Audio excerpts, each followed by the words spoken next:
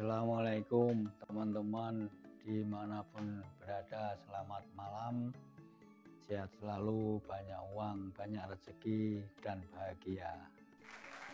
Kembali lagi kepada kita bincang-bincang tentang makhluk Tuhan yang paling menarik, yang selalu dibicarakan dari masa lalu sampai kini dan entah sampai kapan.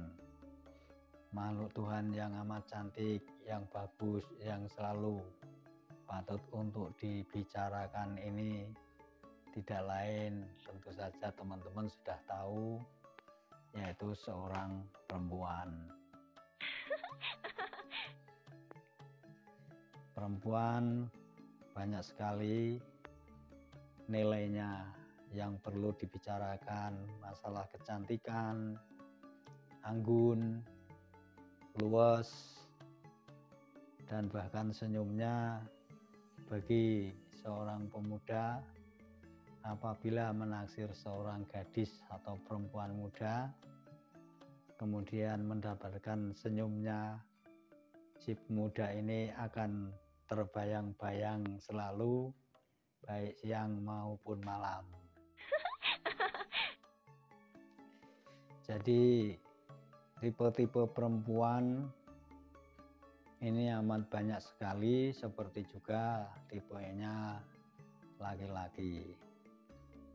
Ada yang tinggi semampai, gemuk, pendek, berwajah bulat, berwajah tirus, berdai lebar atau berdai sempit, senyum dengan bibir yang tipis, setengah tebal atau bahkan tebal, semuanya itu amat menarik untuk seorang perempuan.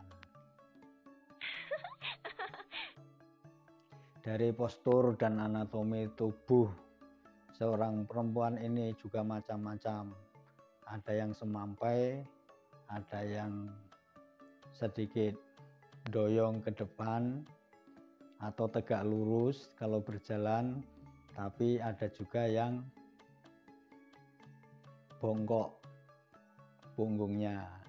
Kalau dalam istilah kita atau yang umum diketahui adalah bongkok udang. Jadi kepribadian perempuan yang berbongkok udang ini amat kompleks. Ada yang dinilai dari tubuhnya apakah semampai, apakah sedang, atau apakah tinggi sekali. Itu juga belum cukup karena dicampur lagi bagaimana kalau rambutnya ini lurus atau bergelombang atau keriting, atau bahkan rambutnya ini sedikit kaku, boleh dikata kalau kita sebutkan seperti ijuk. Jadi teman-teman, secara umum, bukan karena spesifikasi yang rambutnya begini terus bongkok udang, seorang perempuan ini sifatnya begini, bukan. Tapi yang mau kita bicarakan secara umum saja, bagaimana benarkah perempuan atau gadis yang bongkok udang ini yang sudah terkenal katanya mempunyai kelebihan seks yang di atas pada umumnya. Benarkah demikian?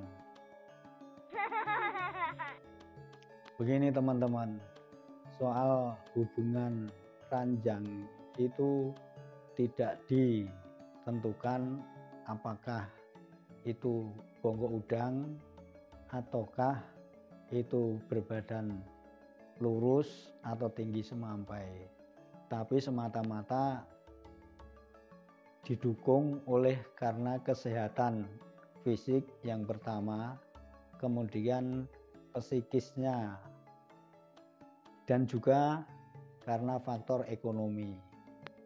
Yang pertama karena fisik. Jadi seorang perempuan atau wanita atau gadis yang kemudian menikah dengan seorang cowok atau laki-laki, apabila fisiknya ini prima, itu tentu saja dalam urusan pada malam hari tentu lebih rileks dan lebih mempunyai hasrat yang tinggi dibandingkan dengan yang mungkin lagi tidak enak badan dan seterusnya. Terus masalah psikisnya, apabila dia seorang yang berbongkok udang ini lagi nyaman, pikirannya tenang, tidak mendapatkan masalah-masalah rumah tangga yang begitu ruwet atau kompleks, dia akan menampilkan tentu saja yang normal-normal saja. Kalau pada malam hari didukung tadi badannya sehat, kemudian psikisnya tidak ada masalah-masalah, tentu dia akan menikmati itu.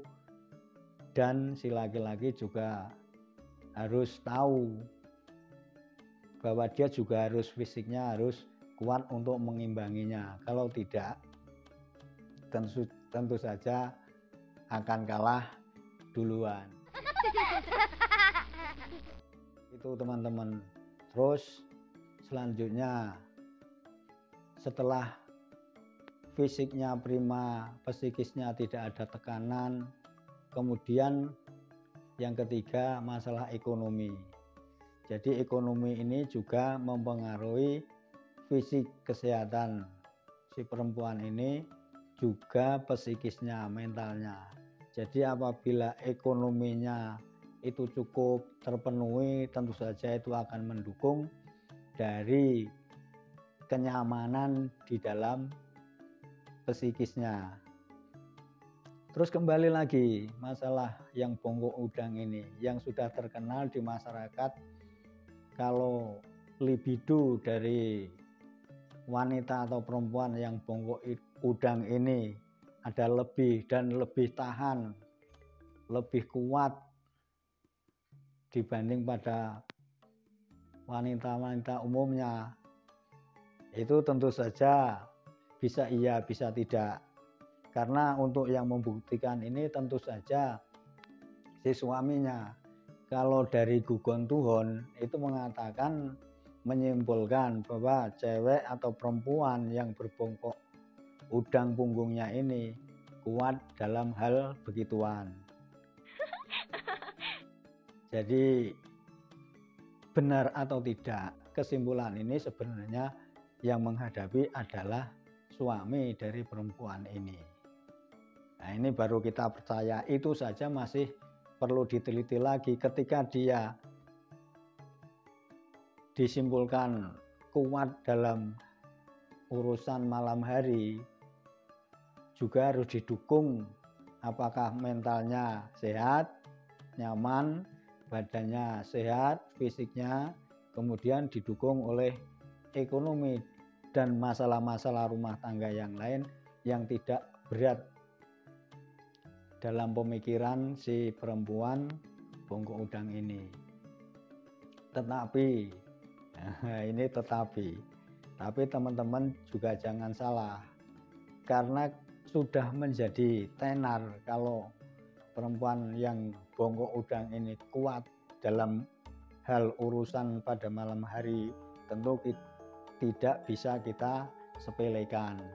Jadi untuk teman-teman cowok yang mempunyai sekarang ini pacar atau calon istri, yang calon istri itu harus paham dengan hal ini. Apabila suatu saat setelah menikah kemudian mendapatkan kenyataan seperti apa yang diomongkan orang-orang lain, berarti itu rezeki untuk teman-teman cowok. Harus siap tentu saja dan harus membahagiakan istrinya tentu saja, supaya fisik, psikis, ekonomi, dan keruwetan-keruwetan yang lain itu minimal dalam membangun rumah tangga ini. Sehingga ketika ingin bersantai pada malam hari ini atau hari esok atau lusanya lagi, itu bisa di planning sehingga bisa dinikmati dengan sepuas-puasnya. Bongkok udang untuk seorang perempuan yang punggungnya seperti itu, teman-teman bisa menyimpulkan sendiri. Tetapi menurut hitungan kebiasaan orang Jawa, karena yang neliti-neliti ini, maaf ngomong, bukan masalah apa, ini memang dari dulu ini nenek moyang kita yang orang-orang Jawa ini selalu meneliti hal-hal yang detail-detail seperti itu. Jadi setelah disimpulkan dari banyak kasus, kenyataannya wow alam seperti itu. Perempuan yang punya punggung bonggo udang ini adalah lebih kuat, lebih intens, lebih panas di dalam urusan-urusan pada malam hari. Oke teman-teman cowok atau kamu seorang perempuan yang kebetulan fisiknya seperti apa yang saya omongkan ini, berbahagialah untuk teman-teman cewek atau perempuan. Dan untuk suami dari perempuan yang berbongkok udang ini juga selamat berbahagia untuk membahagiakan istri Anda yang tercinta ini. Jangan lupa rawat istri Anda seperti merawat diri pribadi Anda. Terima kasih, selamat malam, sehat selalu, banyak rezeki, sampai jumpa.